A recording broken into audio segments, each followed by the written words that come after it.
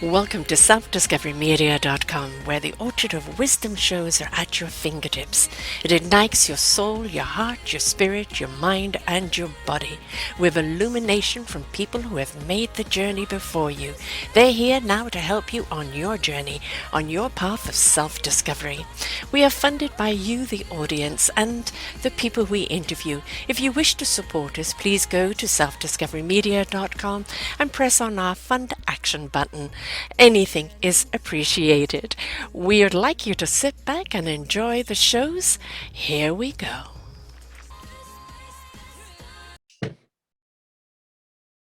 Good morning, good afternoon, and good evening, everybody. Welcome back to another edition of Their Story Matters right here on selfdiscoverymedia.com.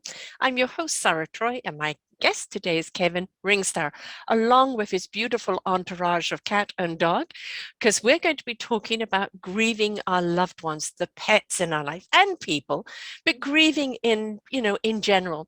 And I want to really kind of concentrate on the grieving of animals, because we know that grieving of adults or of people is kind of expected. We're going to grieve the people that we're close to and the ones that we love, but we love our animals. They're our children, they're our family, and when they go, it is because they shine bright for the whole time that they're with us, and all of a sudden their light is gone. And how do we actually grieve them? And I was just saying, my dog died over 6 years ago, and I still miss her desperately. And, that grieving is something that goes on and on and on. His life is currently graced with 3 pets: his Old English sheepdog, Sir William Brody, his cat, Ponce de Leon, Ponce, and Trantrula, as he accidentally came into his possession of Lucy. So I think we can safely say that he is an animal lover. He's also the founder of Pet Cloud, and he spends his days talking about grief and educating people how to support their friends, family, and co-workers through grief. Mostly his job is to listen to the stories of love and loss by other people. He recently moved to San Francisco to build and grow his own community in a place where everyone, anywhere, can come and share their grief and get support from others who really do understand the pain and the anguish that we go through when we love someone that we love.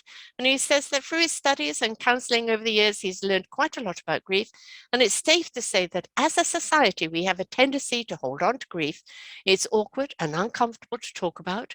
We feel like we may be judged, especially if we tell people how much we are hurting because of our loss. And you know what? Some people just don't get it. Or this old adage, well, isn't it time you moved on? No, when you have a loss, you have a loss. When you feel that gap, as I said, it's over 6 years since my dog gone. And I know we gave her a beautiful death.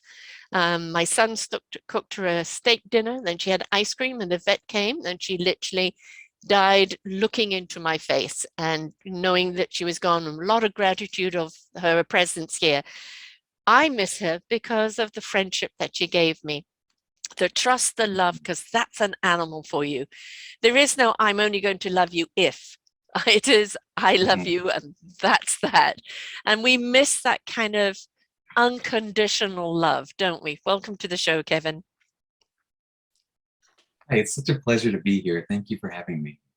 My pleasure. And we have, that's Ponce behind you there, the beautiful black and white cat. And we have the dog at your feet, who's 14 now. Yeah, right? He just had his 14th birthday. And he's my Old English sheepdog. Yeah, he's my old man. Yes, and for an Old English sheepdog, that is quite an age, isn't it? So, you may be in the next year or so facing your own grief, which I'm sure you've done many times. Yeah, that's true. Like I might be grieving this year. He's an older man, or an old man as I call him. And, I see him slow down, and, right now we're sort of in the end of life phase with him. And, I know I'm going to have to say goodbye, but that's okay. I mean, that's in the future, like today we're present, today he's here, today I'm grateful. I think that's one of the big things is, my dog was declining. She was a border collie. It was laborious for her to walk and get up and down the stairs and just do a lot of things. And they know when their time is up, and they're okay with it. We're not. For us, Mm. it's hard to let go. And we don't want to see them suffer, but sometimes we don't recognize the suffering they're going through because we just want that little extra time. But sometimes it's kind of just to let them go at a certain stage, isn't it? Mm. Yeah, that's what the whole idea behind euthanasia is. It's Hmm. a peaceful death. Yeah, Like we're gonna say goodbye no matter what. right. We outlive them, and that's an unfortunate fact. Hmm. I'll hopefully outlive Hans. And what makes us different and separate from animals is that we understand death. We know what Yes, it means. We know it's coming, right? And we know what it means to suffer. And we have that unique position to like prevent that for people who and for our pets who can't make that decision on their own. yes. We see people, some people who are at the end of life, maybe suffering with cancer, suffering horrible, excruciating illnesses. And if it was an animal, we would, as we say, put it out of its misery, we'd let it go because we want to inflict that kind of suffering on them. Yet we Mhm. do it to people. And so there's still the controversy of euthanasia for people. But I think when it comes to that time of there is no return from the pain, this is how you're going to exit, that really, why don't we show humans the same grace that we would show animals? Right. That's a changing movement too. Mm. We're focusing more on quality of life and not quantity, Hmm. right? Does it make sense when you're 80 something years old to go in for chemotherapy and radiation? Or would it make sense to go for more hospice care and enjoy that time you have not being sick? Yes. Yes. And also, I've done a few shows on midwifery, but also midwifery for deaf.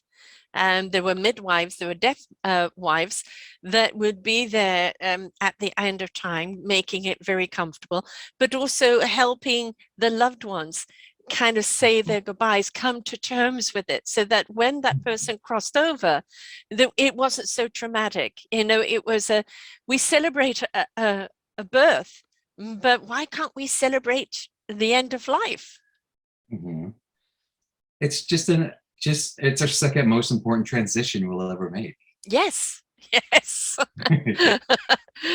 We come in, we're eventually going to go out. It's how do we go out? That's the way it is. And as I said, if an animal is in pain, when I was prepared for my dog, and so we could give her a beautiful death, and we were there around her, loving her. My cat, the week before she'd brought a bird in, I mean, here I'm trying to slow her down, and there she's still going and terrorizing cats in the next neighborhood. She's 6 pounds, but always has been like that. And then all of a sudden she comes to me. I went to pick her up and she's limp. She can't stand. And rush her off to the vets, and they say, her kidneys are gone, this organ's gone, that organ's gone, and it's just not fair at her age to put her through all the stuff that she would have to go through to regenerate it. But it Yeah. was more of a shock to let her go. We gave my son and his girlfriend and myself were there, and we held her and we let her go. I was prepared for the dog. I wasn't prepared for the cat. But in a way, we should always be prepared for the unexpected. Well, part of preparing is just, saying what we need to say right now. Mm, The present is the only thing we have. yes. We're not guaranteed anything more, No. right? And so, a lot of the things that we want to say on their deathbed, if we said that years ahead of time, how much better our relationships would be. Right. Exactly. Why save it to the end? And that's the idea. We say Yeah. our love yous, I'm sorry's, I forgive you, and goodbye. And just having that little bit of preparation is going to make that entire process a little easier. Yeah. It doesn't mean you're accelerating it. It doesn't mean you're wishing it to happen. It just means that you are prepared for when it does come. Mhm. And that preparation is, I mean, thank God for my son stepping in. He brought the vet in, and there weren't very many vets that were doing it anymore. Mhm. Of actually coming to your home. And as I said, she had a beautiful death. It was a beautiful, I've never had a problem with people crossing over, you know, that's, death is inevitable. It is, for them, they've gone home. It's ours that's left behind. What do we miss about that? Do we miss that companionship? Do we miss that love? You know, do we miss the things unsaid, you know? You know, with our pets, we miss the companionship. Mm. You know, a lot of people I talk to live alone. Mm-hmm. You know, a lot of them are elderly too, no friends, no family. You know, some of them are even bedridden. And when you lose your only companion, right? Yes. Your only sense of touch, your only sense of love, your only sense of presence, right? That empty space is huge. Yes. It certainly is. My mum rescued a cat. She had actually got a cat from this cattery in England. Beautiful black and white cat. Could have been a Walt Disney cat. The trouble is it had tendencies to one moment to purr up against you and the next moment lash out at you and also stalk her at the bottom of the stairs. And my mum was on Wolfram. And so these attacks were just getting too much. We had to take her back. And actually the cattery said, I don't know why you took this one in the first place. It's, you know, just got some issues. And I was leaving to come back to Canada. My mum was in England. And I said, you have to get another cat. Oh, no, no, no. And I, no, you need another cat. And we found this old cat. They thought it was about 11 years old. And its name was Tabitha. Well, my oldest daughter is Tabitha. And she picked up this cat. This cat just went into her neck and cried. And so it had to go home with her. She had 3 years with that cat before it passed over. And it would sleep on a pillow right next to her pillow, kind of with a hand, a paw on her chest every night, or, you know, kissing on the cheek. And even after it had gone, she felt the presence of the cat there on the pillow, touching her, kind of, I'm still with you. She didn't get another cat because she couldn't cope with a few things, but I kind of think if she had, it would have given her more quality of life. You know, just having someone around you that loves you Yes. 24/7. Yes. Every time you come home, they're there. Yeah. Excited to see you. Excited to see you. Yes. Where have you been? Yeah. You went out just to put the garbage out. You come back in and it's, where have you been? Yes. I thought I'd never see you again. Right, exactly. And, you know, a cat is different because they're a little more aloof, aren't they? You know, if they ordain to come over you and give you some love, you know, you feel privileged. A dog, it's just they can't wait. They can't wait to smother you in kisses and love and wagging that tail. And, you know, it's something for them that is what they live for. Well, that depends on the cat. You know, I raise Ponce just like a dog. He comes when I call him, and, you know, he's excited to see me. You're lucky And there, you know. My little cat Sativa was definitely aloof, and she had the dog under her paw because she was there first. So when we brought the dog into the house, she just looked at us in absolute horror. What have you done? And she made sure that the dog, 10 times bigger than her, that dog knew she ruled the house. And they kind of ordained to live together, but, you know, never buddy, but just tolerated each other. The characteristic of an animal, you know, people say, well, what kind of companion can they be? They don't talk to you. I say they talk to us in leaps and bounds. It's just that, do we listen? There's all kinds of silent communication. Like, yeah, I don't really have to talk to my dog anymore. You know, I just kind of, you know, touch and gesture, and like we know our routines. Yeah.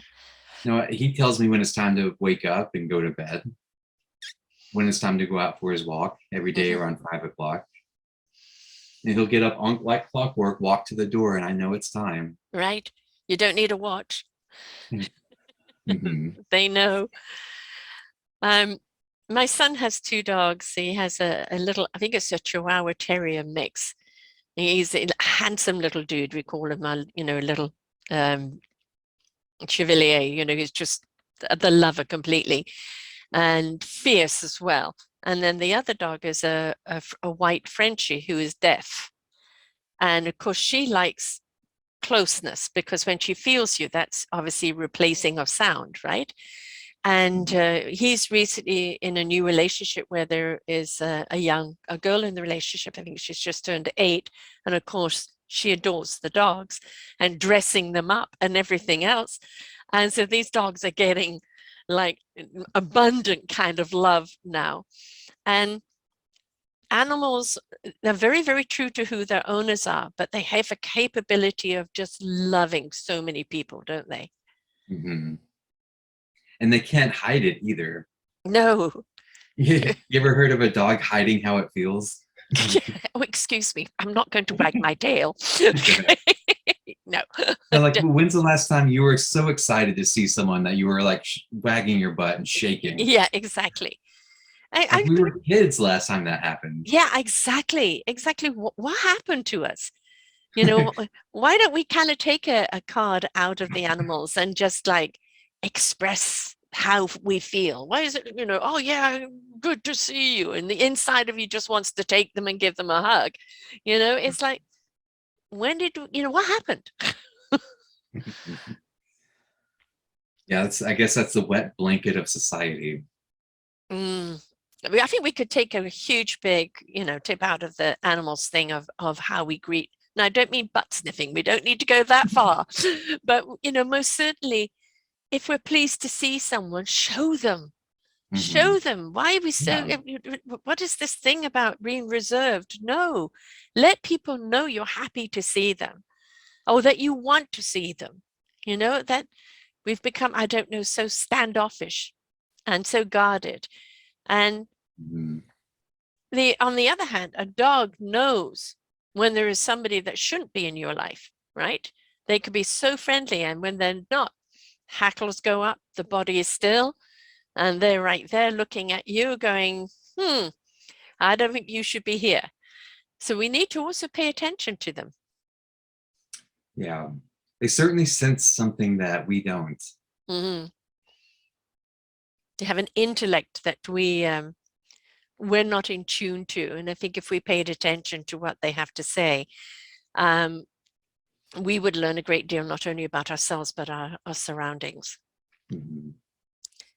Have you ever had, one of your pets do something that completely and utterly changed your life or saved your life? That's a good question. Well, I don't know about saved my life. There was this one story, it wasn't even my dog. There's a dog I lived with. This was a girl dog, sort of like a Doberman mix, like a mud. And this dog was really smart, right? And it's something that you never really appreciate in a dog until you're around one for a long time. And you see them do something that you didn't teach them, right? But they did it anyway, just by watching.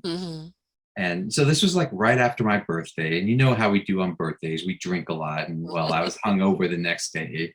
I had my day off. I was all alone and just, sick in the toilet. And the dog just came in and sat right down beside me in a way that she had never done before, just kind of laid there and just kept me company. Yeah.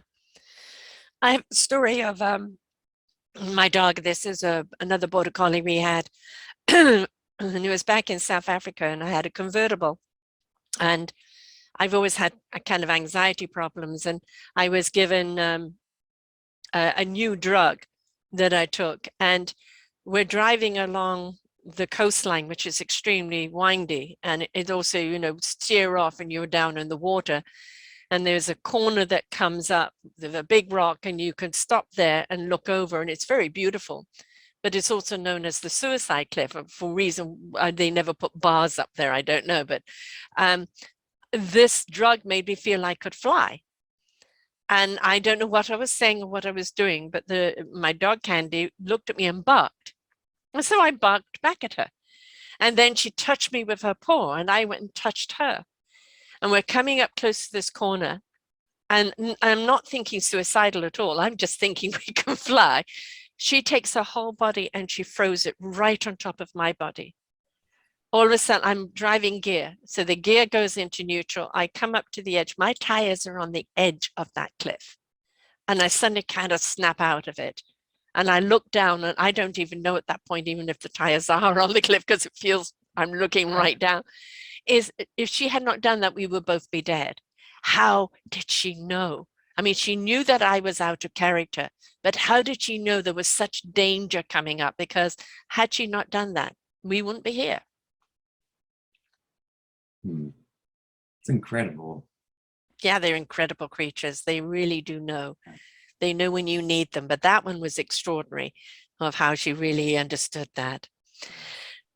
You What was know, her name? hmm? What was her name? Her name was Candy.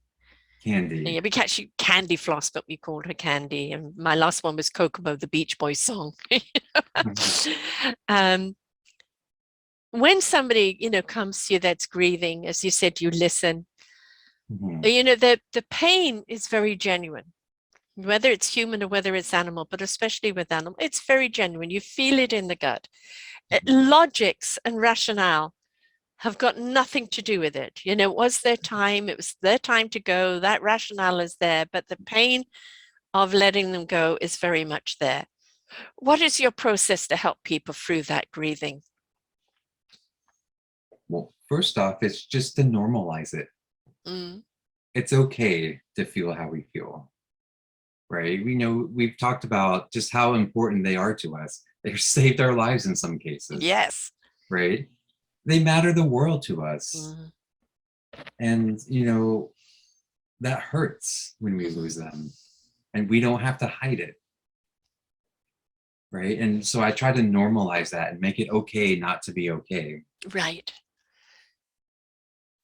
And go ahead. No, I was going to ask you kind of what steps of the process to go through it, to kind of go through, in a lot of ways, the time pain. Yeah. Well, that's different for everyone. Everyone starts and ends their grief journeys differently. But generally, we sort of acknowledge the pain. Like, this happened, we lost them. And, I put people around other people too who are grieving. It's good to see other people going through what we're doing. Because, like you were talking about with that, our intellect is just fine. And you can tell someone, like, you're gonna be fine and this is normal to feel like this, but emotionally we're broken, and we want to see that with other people, right? Because that's just more reinforcement to say that it's okay that I'm feeling like this. Yeah. And I think sharing the stories, Yes. it's very nurturing, to share the stories, to let the tears run down your face. I'm a peculiar person. I don't cry at death. It's just the way I've always been, because my rational mind goes in. The logical, I'll cry at a stupid commercial. That will be my way of releasing it, because I've always been the person that somebody calls when somebody passes over. There is no time limit on the grieving either. We do want people to get on with their life and not be crippled by it. But, as I said, feeling that loss, there is no time limit. Well, isn't it time that you got over that? No, there is no sense of time, is there? There isn't. The only thing time does is distance us from that loss. Right? So it doesn't hurt as much, right? It's not as sharp, as acute. It's dulled down with time, and that's what time does. But it never takes it away entirely. You ask for anyone who's been holding on to something for 20 or 30 years, and it's right there. It's still there. And we can hold on to it, and we can push it down, ignore it, and do anything we want to, but it's always going to be there until we deal with it. Yes. And the dealing with it is important. And I think the important thing is, like, as I said, it's 6.5 years. I still miss my dog tremendously. I've got pictures of her all around here. And it's like, it's that mane. I just want to grab that mane and kiss, because I used to leave lipstick marks all over her. And, I kind of miss that so much. And it's okay to miss it, because, she meant that much to me. But I think the important thing for us to remember is, don't let it stop us from continuing to live, because we didn't die with them. Right. It's what we're thinking too. Mm. When we go back and think of them, are we thinking, oh, I miss them, I want them here, why did I do this, why did I do that, if only I would have done that, they'd be here, those kind of thoughts? Or is it, oh, there was this great memory I loved, or there's this one time she Mm. saved my life, oh, Yes. this one time she got into the trash and had terrible gas, Yes. right? So like it depends on what you think about, Mm. because we never stop missing them. Hmm. There's never gonna come a point where you think about Candy and you don't want her here. Right. Yeah, but Yeah, it's not always painful. that's the point, isn't it? That's the difference. Yeah, Yeah. it's to have the memory without the pain. Hmm. And I think that is anything to do with any process in life, whether it's a loss of a pet or a person, it could be a loss of a career, it could be a loss of a marriage, it could be a loss of anything. We're going to go through losses in life. And we may be, going to grieve those losses, but we've got to be willing to go through the process of being able to move on and, hold the memories close, but don't let it stop us from growing or moving forward. And learning. Mm. Grief changes us, right? It shows us what's the most important.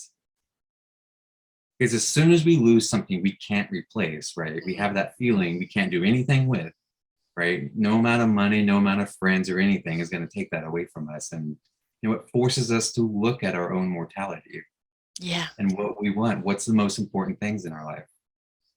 Mm. And it very often when we lose a pet, within a period of time, we go and get another one. And then the guilt sets in, and well, I'm just replacing it. You can't replace it. It doesn't mean you're replacing the one that you lost. That love will always be with you, right? It's Mhm. just that you're extending your heart to another beautiful Right. animal now and sharing that love. And like even the love you had with the last one, it's like I know that relationship we had and that unconditional love, and you give it to a new pet, and it's a new love that you've found, but it doesn't mean you've dismissed or forgotten the last one. It almost is the way you're carrying that love on, isn't it? Mhm. Yeah, exactly. Like you said, there's no replacing love No. or relationships, Hmm.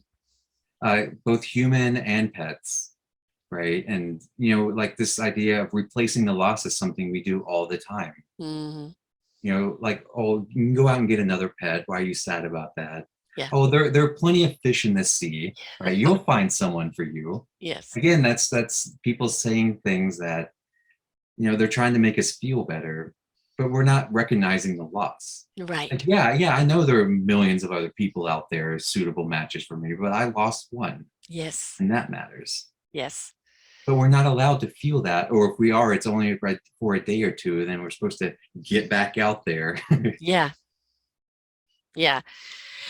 Or, if we do find somebody else, you're not going to have the same relationship that you had with the last person or the last Yeah. pet. It's a different relationship. You may be a better person because of the last relationship, Mhm. and you're going to bring that to a new relationship. But as you said, it's not a replacing, it's a new relationship with a totally different kind of demographic of what you're doing here. Right. Uh, but that last love become almost the compass, doesn't it? Of how to love and how to feel. Mhm. I like how you said that. It's like we take them with us. Yeah, everything that they made us feel, we can now bring to this new relationship. Mhm. Because it's not about just finding it in another one. It's about, being it, becoming it, and sharing it, that beautiful love that you had within another relationship, be it a person or an animal, right? Yeah. It's about, what did that animal teach you? It taught you love. It taught you appreciation. It taught you trust. It taught you that companionship. So everything that beautiful animal gave you, bring to a new relationship, be it a new pet or new person in your life, right? Mhm. Yeah. And I've had 4 border collies, and each one of them were different. They had some tendencies that were the same, but each one of them had their own personality and their own character, right? Right. And that's what you take with you forward in your memories. Mm-hmm. Exactly. Do people say, yes, but it was just a pet, this is a human being, you should grieve in a different way? Well, I hear that a lot.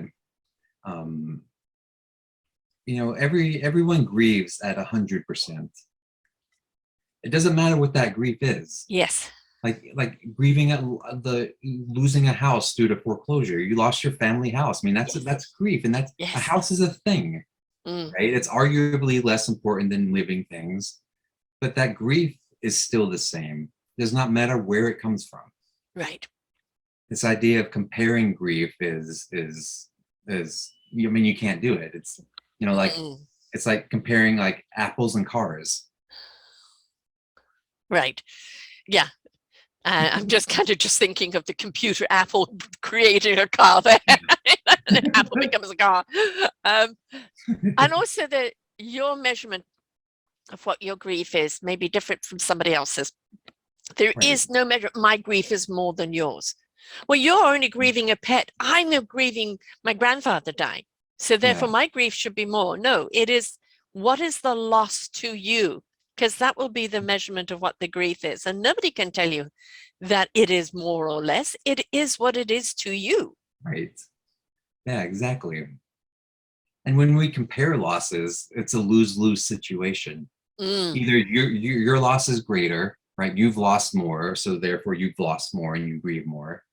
Or you haven't lost as much and you don't deserve to grieve as much as you're grieving. Right. Yeah. Yes. I think, it's essential that we grieve. It's essential that we feel that loss. It's essential that we learn how to take the love that was given and kind of put it in our backpacks, in our hearts and our souls to carry on. One of the problems is when people become stuck in the grief and then everything else around them. I had a mother who lost her son. And it came to a point of divorce. It came to a point of cancer for her. And it came to a point where her other children felt like chopped liver. We're still alive. We lost him too. But her grief was so encompassing that it ended up destroying everything else around her. And we have to be very careful of that kind of grief, don't we? We do, yeah. Oh, it goes back to that thought work and the type of remembering we're doing. Was that thinking about losing her son, and was it, accident or something that, we could have done better? Or are we dwelling on the fact that they're not here, everything we've lost? Or, what we have. Right. And we have all that love. When we lose someone, we only lose half of them. That the other half of them comes forward with us. Yes. All these relationships and memories and experiences, they make us who we are. And we don't lose that when they die. No. We're losing the vehicle that they were in, but the essence of who they are continues with us. Right. Yeah, I mean, this is the thing. We have to be careful on that grief consuming us, because some people get so lost in it, it becomes their identity and they're losing everything else. I think it almost becomes, a crutch or a defense. There are some people who get caught up in drama and they like the attention the drama brings. And so it's comfortable. I'm getting attention, right? I'm getting attention in that. But after a while, people are going to get tired of the drama because you are unwilling to move on. You're unwilling to heal yourself. You're staying in the drama. And so whereas it might draw people to people in the beginning, it's going to be a repellent somewhere along the line. Right. And of course, that line is different for everyone. I like a lot of my members tell me that people stop checking in on them after about 2 or 3 weeks. Yes. But they're still feeling it, several weeks after that. And you have this whole gap of, people not wanting to check in because they don't know what to do or say, or maybe they think you should be over it, blah, blah, blah. But, it's an issue. Not knowing where that line is for anyone. And that line is different to everybody, right? I mean, it's, we see crises. We know we recently had a crisis here in BC where we had these atmospheric floods, and it literally drowned out towns and drowned out our agricultural area, and where we lost a lot of livestock. We actually lost our main artery, which brings all our goods from the different part of the country. It was quite devastating. And my daughter lost a friend in that, which they couldn't find his body afterwards because he was caught in a landslide. And the recovery is going to be a very, very long time, a very, very long time. But the community that stepped up to be there to help them. And I think one of the things that's admirable, it's wonderful, it's the way it should be. But we should also remember that in their process of readjusting to a total new way of living, or the loss that is ongoing, they maybe didn't just lose lives, they lost livelihoods, that we still need to check in and say, hey, I know I've been busy. How are you doing? Is there anything I can do to move things further along? Because, well, I gave them time back then. They should be all right by now. No, if their situation is ongoing, Exactly. so is there going to be their grief, right? Right. Like it's not even complicated grief, as psychologists define it. Complicated grief is when you have a problem with it after 6 months have gone by after a loss. If it's still affecting your day-to-day activities, about half a year, we stopped showing up long before that. Yeah. Yes. Yes. Yeah. And, yes, we know you're busy. We know you've got things going on, or you really don't know what to do anymore. But, sometimes just literally a phone call or being there. Yes. How are you doing? Checking in, because they don't want to burden you. Right. Yeah. And you touched on something earlier. You didn't say it exactly, but let me know if you need anything. Yeah. I like to say, let's come up with something more specific, because the person who's grieving doesn't know what they need. I don't know what I need. Exactly.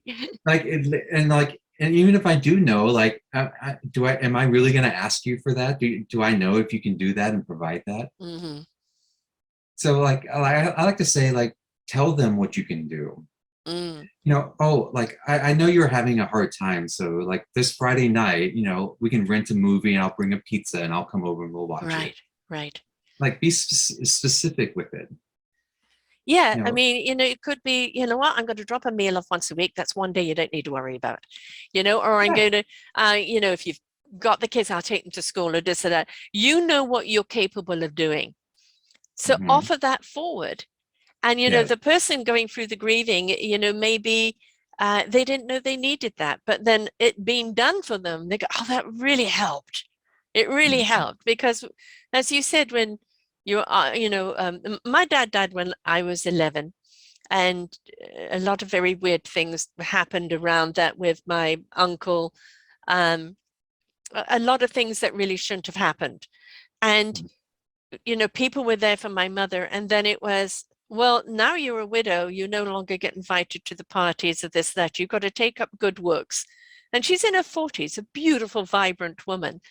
And it was almost, she was kind of thrown away, because that was the societal thing in England in the 60s.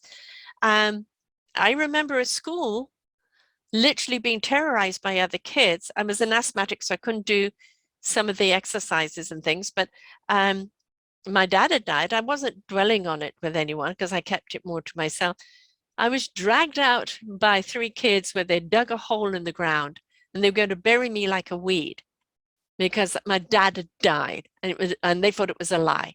Jeez. All right. And so they did this right outside the principal's window. So it backfired on them. The next day she sent me out of prayers, morning prayers, and gave them all a what to. But it was almost like the attack, you're lying, or you're just looking for attention, or, it's not that big a deal. And you've got those people that can be around you. And those are the last people you need around you at that time. Right. And if you yourself haven't got the strength to do it, this is where other people need to step in and go, close doors to you. because you're not in a state of mind to kind of stand up for yourself at that point. You're grieving. So if Right. other people see other people kind of taking that attitude, step in for them, please.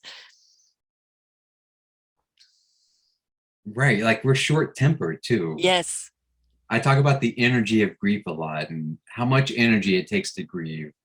So much so that we can't do normal things in our life. It drains us. Right. So those little things that might normally be okay are no longer okay when we're grieving. Right. Like little annoyances, little people. Right. Little people, I like that. Yes.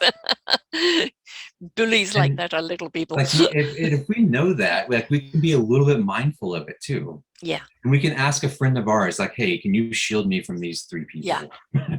Yes, exactly. Right? Don't be afraid to ask that. But we have to ask. Yes.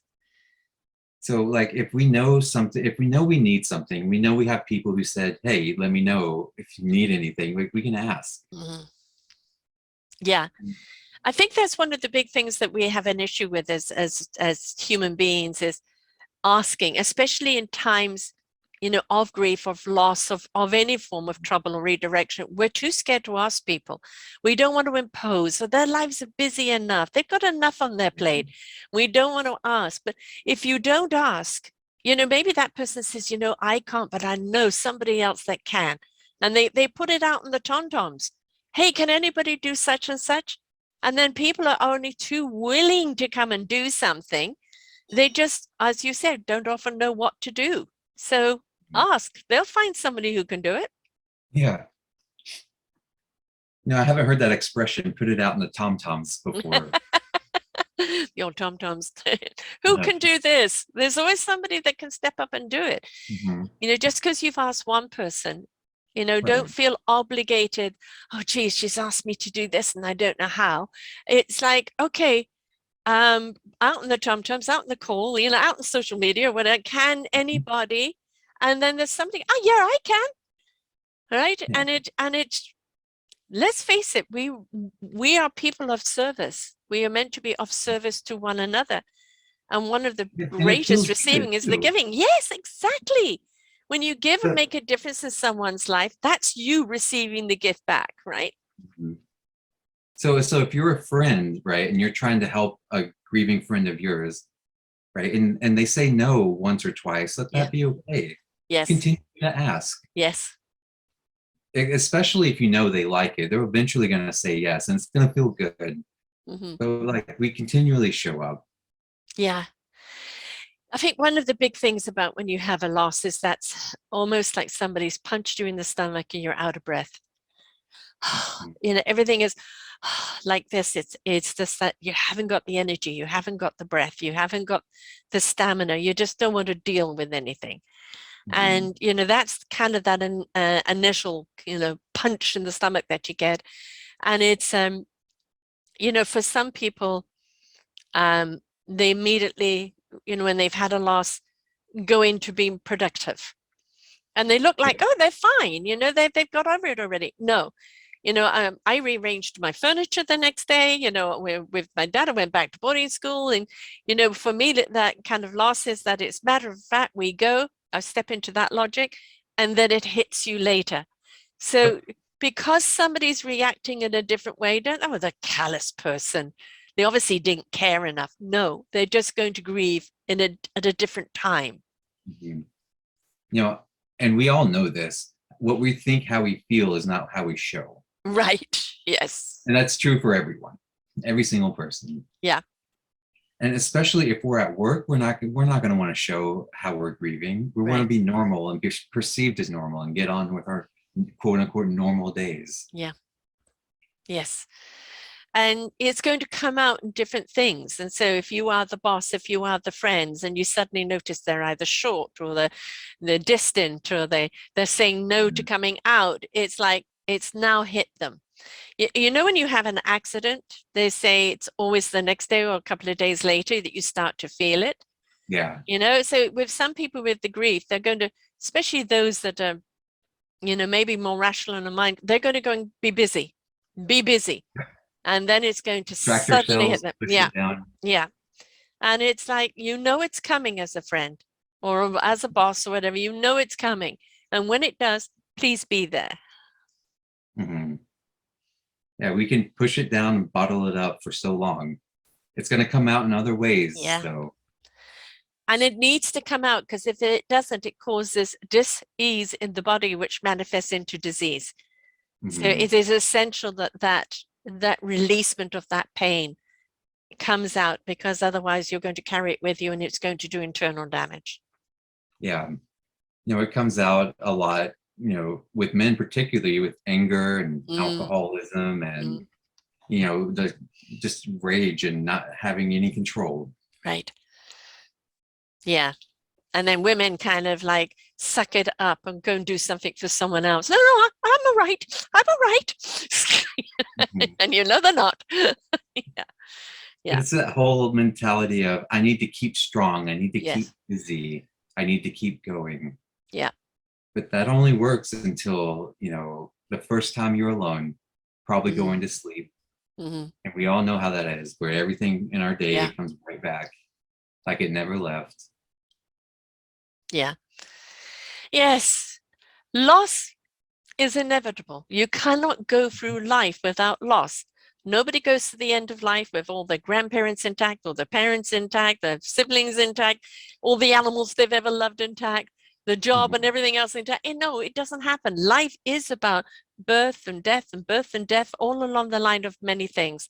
And I think the more that we understand that it is necessary for us to go through the emotions, to allow those emotions to go through the process of whatever the loss is, the more we're going to be able to cope with it, embrace it, and be able to even carry the positivities of it forward with us. Mm-hmm. And show up for anyone else in our lives. Yeah, precisely. Which is even more important, because, you can be that friend that everyone goes to. Mm-hmm. Yes. There are dangers with that, if you are that friend, because then when it comes to your time of any form of grieving, oh, she's strong, or he's strong, they're fine, they'll get through it. No, they've been there for you. They may be a person of strength. That just means they're going to grieve in a different way, and they still need you. Exactly. So whatever the process is for people, we've just got to be willing to go through the process. You cannot suppress grief, nor can you stay there in grief, because it will eat you up. And whether you've lost the hamster, I remember I had Horace the goldfish growing up, and we were about to go away on holiday, and conveniently Horace died the night before, and I was devastated. And we were 2 weeks at this one hotel, and we had the same waiter, and I called him Horace, only to find out later that actually was his name. And also to find out Horace was the 7th version of the original.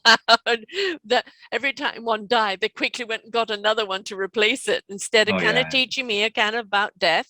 It was no, Horace kept going on. So, I thought Horace was around for years, not realizing this was the 7th version of Horace. That's interesting. Some people I talk about that too. Like, we learn how to grieve from watching our parents grieve, from watching those around us grieve. Yeah. Like, we're not formally taught, right? And so if our parents are just replacing that loss, right, pretending it's not there, going right out getting another dog, or just never talking about it, like we did growing up. We just never talked about anything sad, right? We don't learn. No, we don't. And we're not given permission to feel sad, right? It's like, well, it's just part of life. Suck it up. Yeah, no. Yeah. And so we're told, when we feel that way, we need to isolate. We need to hate ourselves for feeling like this, get strong and get over it as fast as possible and move on. Right. That's what we're taught. Yes. There's a TV show called, gosh, what is it? It's tip in my head at the present moment. Anyway, it's about various murders that happen in every episode, and there's generally 2 or 3 of them, right? And the unraveling who the killer is. But it always fascinates me of how many people don't seem to be very upset about anyone that's died. You know, they're just the husband's being murdered, the father's being murdered, the woman's being murdered. Nobody mourns them. You know, nobody seems Yeah. to be at all upset. And I think, like, you know, I don't know if you've ever seen the movie Hot Fuzz, which was a Yeah, I comedy. think so. Right, it's a parody of those kind of cop shows that were put up there. Midsummer Murders, that's the one I'm thinking of. And especially the original versions where, you know, like nobody mourned anyone. And it's such a false face on everything. You know, I know the thing is to find the murderer and it's just meant to be a mystery, but the reality of it is so far-fetched that, you know, it's Yeah. that why are we hiding the fact that some people may be upset and be grieving someone's loss? You know, why can't we even put that in a TV show? Yeah, it's interesting how that came about. You know, it didn't used to be that way. You know, You're right. 150, 200 years ago, when we had a loss, everyone would come together. Yes. Like we lost people all the time 200 years ago. Yes. You'd lose 1 out of 3 kids. Right. Child death happened all the time. And Yes. like everyone came together. We talked about death. In fact, even the old the old cemeteries, they used to be gathering grounds. Mm. It wasn't sacred like it is today. People would walk all over the graves and have markets and talk Mhm. and gather. You know, And but that sort of changed. I know it's almost become, well, keep it to yourself. You Yeah. know, and we know that that is so unhealthy. I mean, we have more mental health problems today than ever before because we're meant to keep things to ourselves, suppress our Mhm. emotions. Yeah. We also seem to be more and more sensitive. And my theory on that is that more and more of us are wakening up and rising up to a higher vibration, which actually takes us up into a higher sensitivity. And you're living in a world of a lower vibration, which can really affect you. But there is this thing of, you know, keep it to yourself. Nobody wants to know, you know, get over it already. I mean, all of those kind of things in there. And it's like, no, as I said, we celebrate a birth. Why can't we celebrate a death of the life Exactly. lived and what that life meant to you? Hmm. Yeah.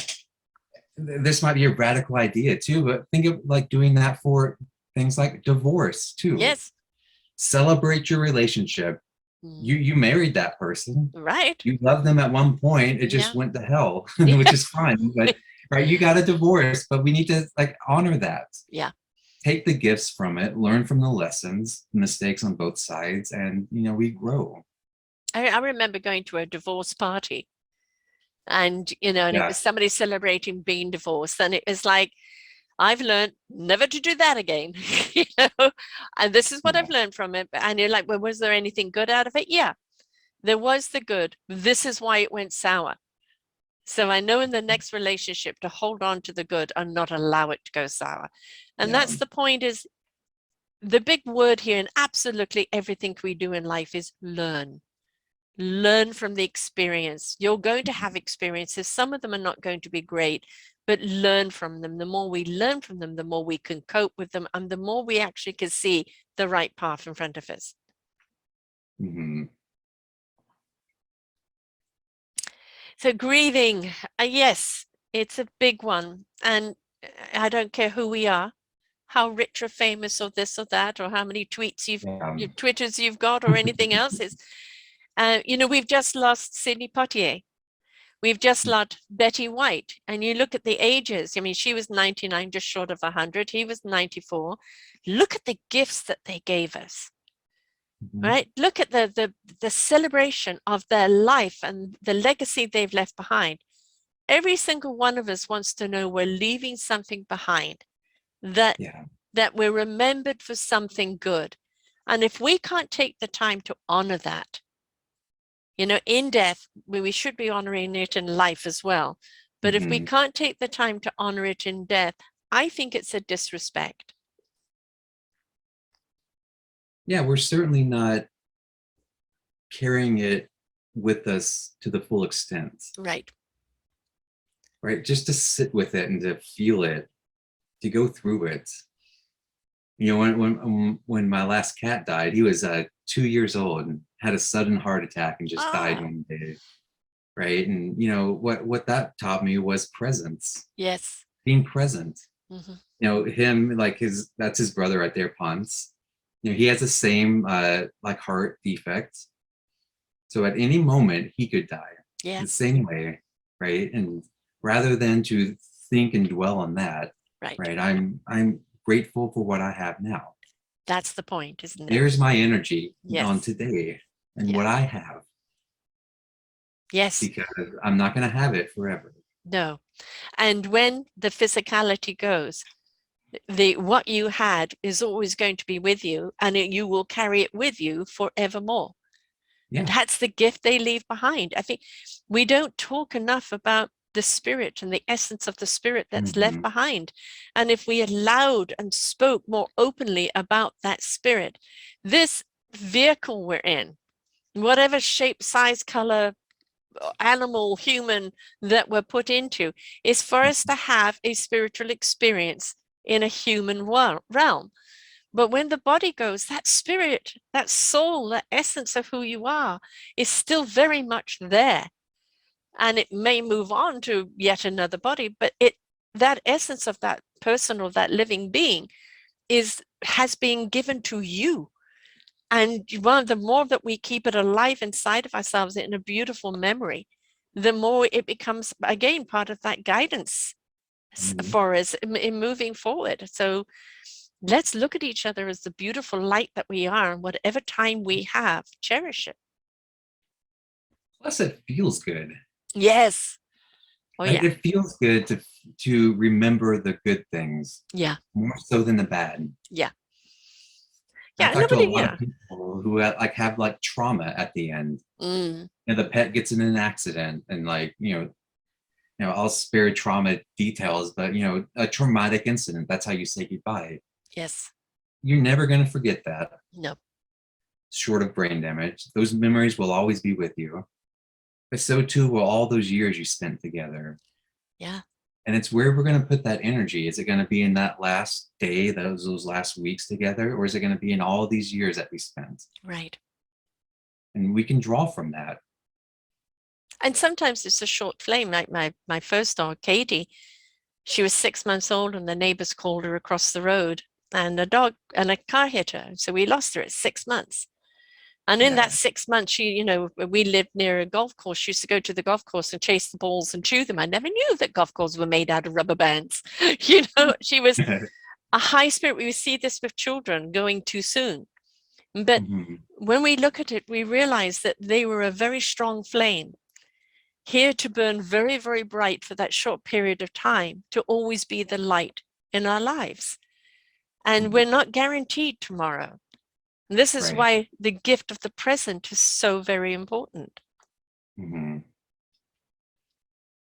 Loss is inevitable, but I think what we need to spend more time on is, what did we gain? How did it change us? Yeah. What are we carrying forward with us? This idea of continuing bonds. Yes.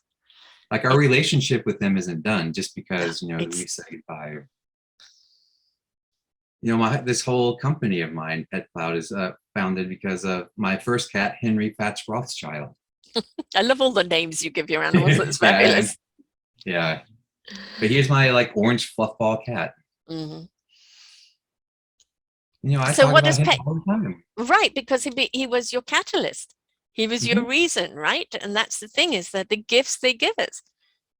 Candy gave me the gifts of life. Kokomo gave me the gift of a companionship and unconditional love at a time that I was going through a divorce, that loved me unconditionally, right? Yeah. And so each one of them gives you something that you need at that particular time period of your life that can change your life completely, right? So Pet Cloud was formed of this, but what does Pet Cloud do? We do virtual grief support for pet loss. So, like when you heard the phrase, laugh and the world laughs with you, cry and you cry alone. Yeah. I've always thought that was a ludicrous phrase because, like how absurd would it be for you to have to leave the room every time you laugh? Yes. Because you don't want to affect everyone else with how you feel, right? It's that same notion. And, but like we want to be around other people who are laughing when we're laughing and crying when we're crying. Yes. to like that same vibration.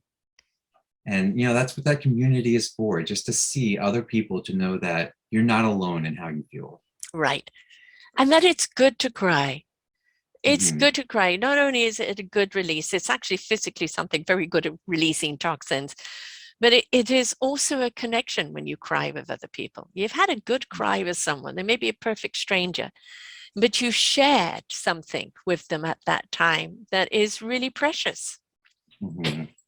Yeah. Don't be afraid to It's cry. Don't be it's afraid deeper to too. grieve. Yeah. If you think about the friends you have in your life, they're probably the ones that your closest friends are the ones you've had the deepest, most emotional conversation with. Yes. The You honest, allow open yourself to open up. conversations. Yeah. Yeah, exactly. Yes. I don't think we hug enough either, which I know we can't do virtually. Right? But, it's, sleep with a teddy bear, Mhm. right? My teddy bear is in my arms, in my bosom all night, and I kiss it every morning and thank it, because Yeah. I miss that companionship when my dog used to sleep with me. Mhm. And I don't have a human that I sleep with, so it's a teddy bear. And Yeah. it's that, and do you sleep with a teddy bear at your age? Yes. Yes, I Yeah. do. Because it's love for me, right? I'm giving it love, it's giving me love back. And ultimately, we all want to step into that world of love. Mhm. That's why we feel the loss so much, right? Yeah. That's why we feel the loss of all of our friends and family who don't show up as much too. Yes. Because when we're grieving, we want that support. Yeah. We want people to show up. And sometimes it is those perfect strangers that actually can understand how you feel more than your own family, because maybe your own family is going through their own grieving in their own way, and none of you are grieving the same way, so you don't know how to come together. Yeah.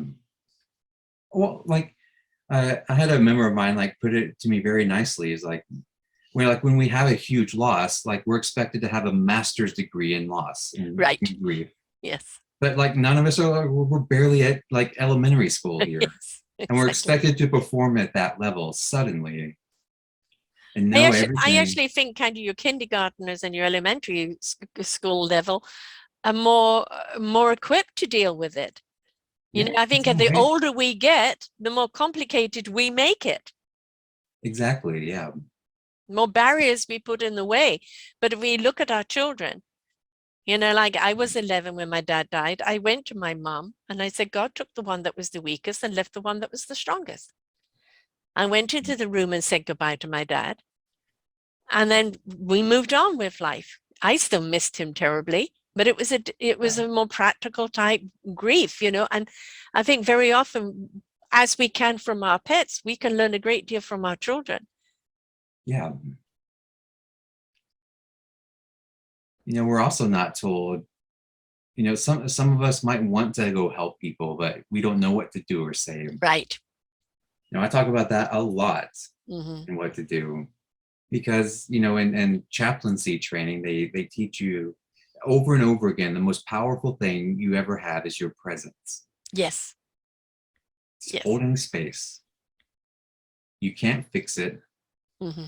You can't undead someone. Right. You can't undiagnose someone. You can't Mm. like get two people back together, right? Like nothing you intellectually is going to say is going to matter. Mm. You're in a better place. Oh, you'll find another one. Oh, Right. you'll be over this. You'll be stronger. Like all that's intellectual. It Yeah. doesn't address your broken heart, Right. right? Right. Just being there, saying, I'm sorry for your loss. And that's it. I mean, when somebody said, I'll never love like that again. No, you probably won't. But you are capable of loving again, and you'll love in a different way. And it'll be just as important and just as beautiful.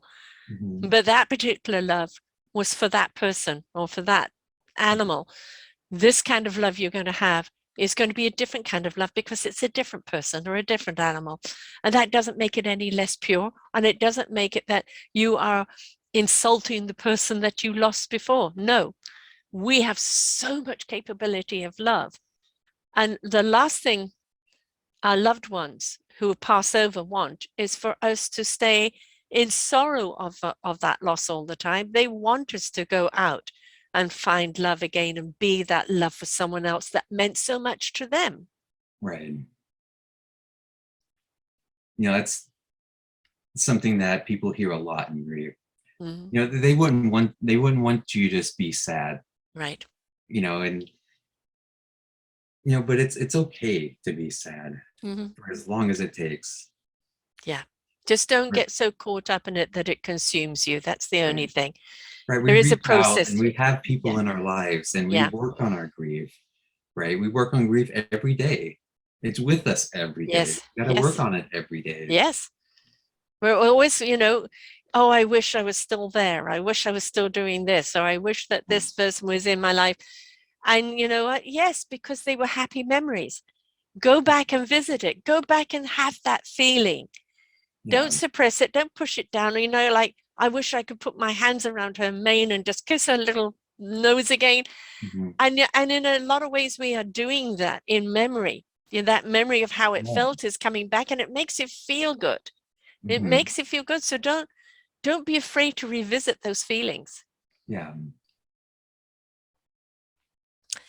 So how do people sign up to be a part of this? Because, very often perfect strangers could be the best people to Mm-hmm. help you through grief. Because as I said, if it's family, they're all going through it. It's very hard to support each other when you're all grieving, because you may all be grieving in the same way. So you sometimes need that outside support. So how do people sign up for this? And what's the kind of process you take them through? Yeah, you can go to our website, petcloud.pet, Peter Echo Tango .pet. And, it has everything there about grief, about pet loss that you could have. Every Sunday, we have free virtual support groups that meet at 3 p.m. and 6 p.m. Pacific time. So I don't know what time zone you're in. I'm All y'all Pacific. are. Oh, okay. Yeah, but people So, are all different ones, right? yeah. But like those are always open, always free for anyone. Mm-hmm. And really, those are our biggest groups. So like just to come and see all the other people, all the other stories. I have people who've been there for 9 or 10 months now, and then people who have that's their first day, like they lost yesterday. And you have this whole spectrum of people in various stages of loss, and it gives you like a perspective on your own, and let you know that it's okay to feel how we feel. We all go through it differently, and it's going to be all right. And you're not alone. And you're not alone. And it's the same principle of, either alcoholism or drug addiction. When they're in a circle and they're talking about it, you said, don't put the shame and blame. That is not what the circle is about. It's about, how do you feel? How do you release it? How do you move on from it? And take the good out of it, because there's always good to have out of it. And sometimes people will open up to perfect strangers more than they will to their own family. And there's that support of knowing that somebody else is going through it. How I feel, right? So that relatability doesn't make you feel that you feel ridiculous, because somebody else is feeling like that too. Mm-hmm. And so that camaraderie of all going through the same experience and is important, but it's also important to then encourage and support one another in the process through. And we, and part of our membership, we do it every single day. Mm-hmm. I have groups that meet, we meet every single day and work on it, or at least talk about it. So even like on days that you're feeling good, you come. On days that you're feeling bad, you come too. Mm-hmm. The good days, you can support other people in the group who are having terrible days, and vice versa. Right? We all support each other. Isn't that exactly what life is meant to be all about? Mm-hmm. The support of one another. That's the important thing. You're also on LinkedIn as Kevin Ringstaff. You're on Facebook, Kevin Ringstaff. People can contact you at Kevin@KevinRingstaff. And that staff is with 2fs.com. Mm-hmm. You have a YouTube channel. What will people find on that? With Pet Cloud, I do videos about every other week or so. There's various topics. I talk about when should I get another pet, how to support a friend in loss, what do I do when I come home? Coming home to that empty house is the worst. So I have a whole lot of videos on that, and just all kinds of little topics. And, that's bottom line is I'm a huge person on the big word community. And I always say the village was only as strong as everybody's participation. And Yeah. when one person had a loss, the village had a loss. When one had a gain, there was a celebration of that. Mhm. And everybody came together. And, Yeah. as we got more sophisticated, we became more isolated. And no, we are designed to be together people. We're designed to be a community. And I think it's very important that we learn how to reach out. We learn how to support one another. We learn how to say, I'm not okay. Yeah. Right? Because it's okay for you not to be okay. Mhm. Right? It doesn't matter if it's you thought you were through it, you thought you were the other side, and then suddenly you get whacked with something and it doesn't feel okay anymore. All Mhm. right? It's okay to reach out to someone and say that. It's Yeah. important that you do. Not only are you giving the gift of someone being there for you, right? But Mhm. it's somebody who's helping you through it, maybe just by a hug, by listening, just that support, or even an idea. But it's being there for one another, which is the most important thing altogether. Animals know how to do that. They know how to be there for us Yeah. and for each other. Let's take a tip out of their card, right? And be there for one another because, my God, I mean, let's face it, in the last couple of years, who hasn't lost someone or something? Mhm. We haven't seen in modern history such a great loss in a Yeah. long time. And, yeah, but other people are going through the loss. I just need to suck it up. No, it's personal to you. Mhm. You're feeling it. You need to grieve it and you need to go through it because it doesn't matter whether you just lost your job that you'd gone to university for, your whole career is gone, or you lost a friend, Mhm. or you lost this or that. It doesn't matter. A loss is a loss. We carry it. Yes, we certainly do. We've been carrying this for 2 years now. We're about to hit that 2-year mark of COVID. Yes. All that time, all of our friends, all of that community, Mm. the loss of trust in our governments, Yeah. loss of security, loss of faith, Lots of freedom, loss of freedom. right? A great deal of loss there. And, now it's become kind of almost passe. Okay, pivot again. Okay, another one. Okay, this. And we've forgotten how to be there for one another. And that, COVID actually brought us all together to realize we're in it together. But at the same time, it divided us by separating us. So in our soul survival, we need to learn, okay, if I can't physically be there, what other way can I be there and reach out to one another in whichever way it takes until it's safe enough to be there in person. Exactly. So, but please reach out. Wonderful work you're doing here, Kevin. Loss is not something that people like to talk about, but we all go through it. Having a circle where everybody feels safe and having all your various other programs there, because Pete, you work one-on-one with people too. I do. So if somebody's finding a particularly hard time and they need that one-on-one support, Mhm. you work with them as well. And it doesn't matter if you've lost a goldfish or you've lost a person. A loss is a Mhm. loss. It's how Right. does it make you feel? How can you move on with the beautiful memories and take it on your journey of life? Because you're not meant to get stuck in grief, right? Spend Beautifully it. Yeah, exactly. Thank you so much for sharing here with us today. Yeah, thank you so much, Sarah, for having me on. My It was a pleasure. My pleasure. pleasure. As I said, folks, we're all going to go through a loss somewhere along the line. It isn't about how tough and how strong you were when you went through it. It's okay to be vulnerable. The greatest gift you can give yourself is your vulnerability. It's okay to reach out. It's okay to ask for help. It's okay to say, I'm not okay. And here, Kevin has given a safe place for you to go. And whether you've lost a pet or lost a person, lost a job, lost yourself along the way, we all need that help and be supportive of one another. So please reach out to him. Kevin Ringstaff. It's kevinringstaff.com. Also, petcloud.pet. Either way, go and join and just, you might yourself have not lost anything at this particular time, but you've got friends that have. And how can you be supportive of them? To look at the videos, maybe even join the group. I'm just here to learn. Everything is okay.